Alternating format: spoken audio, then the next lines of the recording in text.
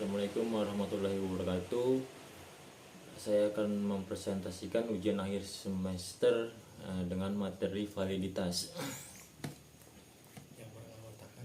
yang beranggotakan saya sendiri dan Farhan Rizky Ramadan. Ya, pengertian validitas. Validitas adalah konsep dasar yang perlu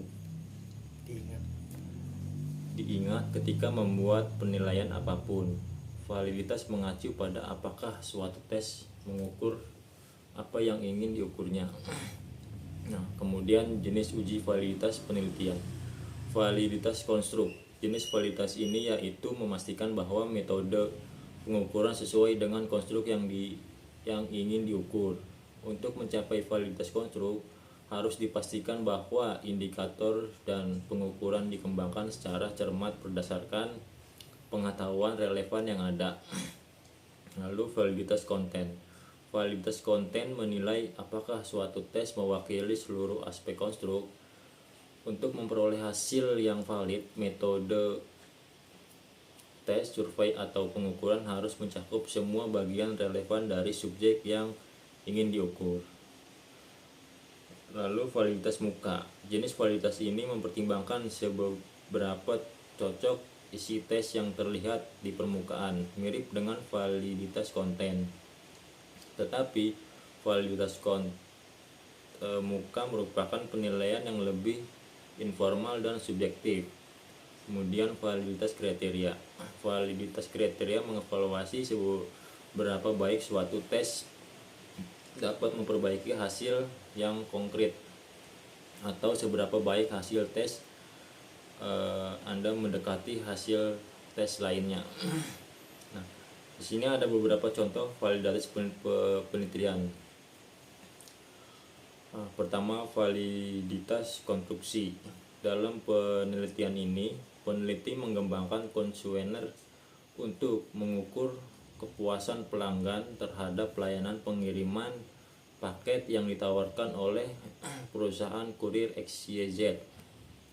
Nah, kuesioner tersebut mencakup 3 dimensi, yakni waktu pengiriman, kendaraan pengiriman, dan interaksi dengan petugas pengiriman. Penelitian menguji kuesioner ini dengan sejumlah pelanggan dan kemudian menganalisis hubungan antara item-item dalam setiap dimensi untuk memastikan bahwa kuesioner benar-benar mengukur dimensi yang dimaksud. Lalu validitas konten. Sebelum meluncurkan penelitian berkonsultasi dengan para ahli di industri logistik dan pelanggan potensial untuk mengidentifikasi faktor-faktor yang paling penting dalam kepuasan pelanggan terhadap pelayanan pengiriman paket. Poin-poin dalam kuesioner dirancang untuk mencakup aspek-aspek yang telah diidentifikasi ini, seperti kecepatan pengiriman, keamanan paket, dan tingkat keramahan petugas. Lalu ada validitas muka.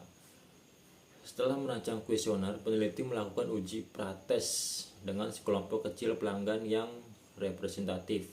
Mereka diminta untuk mengisi kuesioner dan memberikan umpan balik tentang pemahaman mereka terhadap pertanyaan-pertanyaan dan seberapa relevan mereka merasa pertanyaan tersebut dengan pengalaman mereka dalam menggunakan layanan pengiriman paket. Terakhir di sini ada validitas kriteria, yaitu untuk menguji validitas kriteria, peneliti membandingkan hasil survei kepuasan pelanggan dengan data internal perusahaan kurir XYZ, seperti tingkat keluhan pelanggan sebelum dan setelah implementasi perbaikan layanan berdasarkan hasil survei.